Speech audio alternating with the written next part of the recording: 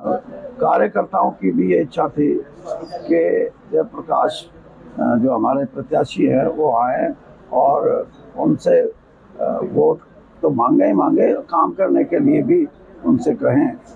और इसलिए ये बहुत ही ज़रूरी मीटिंग थी और इसके अच्छे मैसेज जाएगा लोगों में और कार्यकर्ताओं का भी हौसला बढ़ेगा।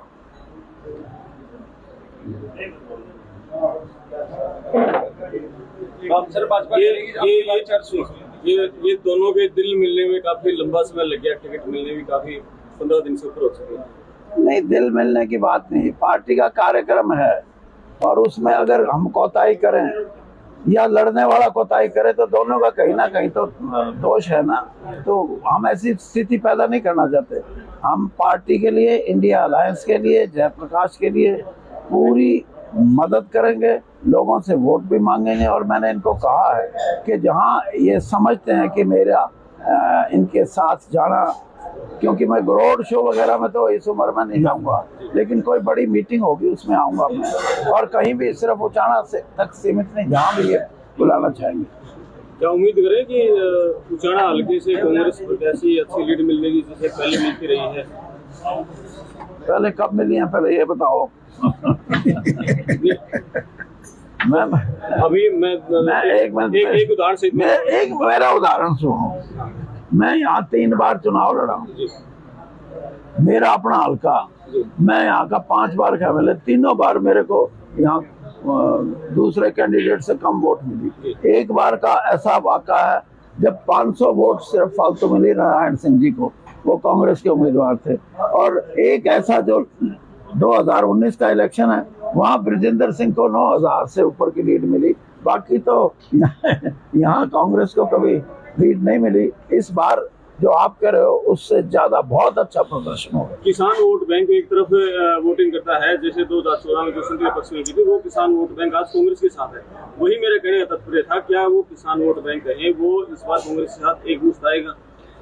किसान वोट बैंक की बात नहीं है, बात है फार्मर की। और फार्मर जो है वो किसी एसोसिएशन या यूनियन के नहीं, उसके अपने मन की ये बात है कि हमारे को इंसाफ नहीं मिला पिछले 10 साल में भारतीय जनता पार्टी के शासनकाल में। इसलिए हम इस व्यवस्था को बदलने का और कांग्रेस और इंडिया अलायंस को मदद करने का हमने फैसला, ये फैसला किसी एक व्यक्ति विशेष का नहीं है या कोई किसी एसोसिएशन का नहीं है। संयुक्त किसान मोर्चा जो है वही ना, SKM का ये फैसला है कि कहीं भी इंडिया अलायंस का या कांग्रेस का कैंडिडेट होगा उसको SKM मदद करेगा। विपक्षी दलों को, विपक्षी उम्मीदवारों को काले झंडे दिखाई दिए जा रहे हैं और वो आरोप लगा रहे हैं कि कांग्रेस के ही कार्यकर्ता इस तरह का काम कर रहे हैं। देखिए, बात यह है कि मैं वहाँ भी बोला है मैंने, इस किस्म की कोई भी बात शोभनीय नहीं है और ये हमारे जो सामाजिक स्तर में एक किस्म की जो गिरावट आई है उसका प्रतीक है। मैं इस बात के पूर्ण तौर पे विरोधी हूँ और ऐसे आदमियों को राजनीतिक तौर पे नहीं, सामाजिक तौर पे जो समाज में लोग महत्वपूर्ण खाप हैं, पंचायतें हैं, इनको चाहिए कि इन चीज़ों के खिलाफ आवाज़ उठाएं और चुनाव में जिसका वोट जिसको देना दें। लेकिन ये इस तरह की बाधा डालना, विरोध भी, यानी उसका रूप अगर आप ये सोचो वायलेंट हो जाए वो, तो वो भी गलत है। ये हमारा सामाजिक रिश्तों का कहीं ना कहीं इसमें खटास आती है और ऐसा नहीं होना चाहिए। मैं तो ये कहता हूँ किसी के साथ भी नहीं होना है। चौधरी साहब, जयप्रकाश जी को अपने हल्के से कितने वोटों से लगभग जिता के भेजने? अब ये सवाल का जवाब मैंने इनको दे दिया, इनसे पूछो। सर माफी बता दें सर, कल रणजीत चौटाला दौरे पे थे, उन्होंने कहा कि जो होगा कि एंटी है वो मेरी मदद कर रहे हैं, चाहे वीरेंद्र सिंह हो या कुमार सैलजा हो, लेफ्टिनेंट चौधरी, उसको लेकर। हाँ, अब भाई रणजीत सिंह जी को कुछ ना कुछ तो कहना ही पड़ेगा। अब अकेले मनोहर लाल जी के नाम से या मोदी जी के नाम से तो हरियाणा में वोट नहीं मिलते, तो इसलिए उन्होंने विपक्ष का नाम लेना शुरू कर दिया।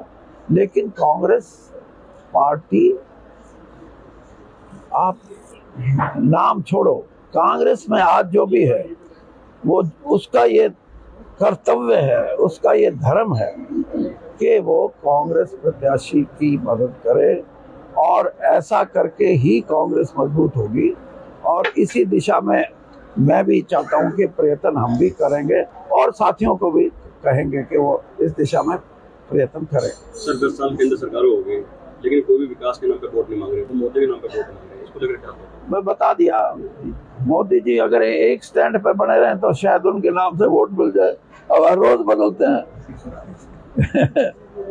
कभी मंगलसूत्र है, कभी हिंदू मुस्लिम की एकता। अब ताजा खबर हिंदू मुस्लिम एकता की बात करते हैं।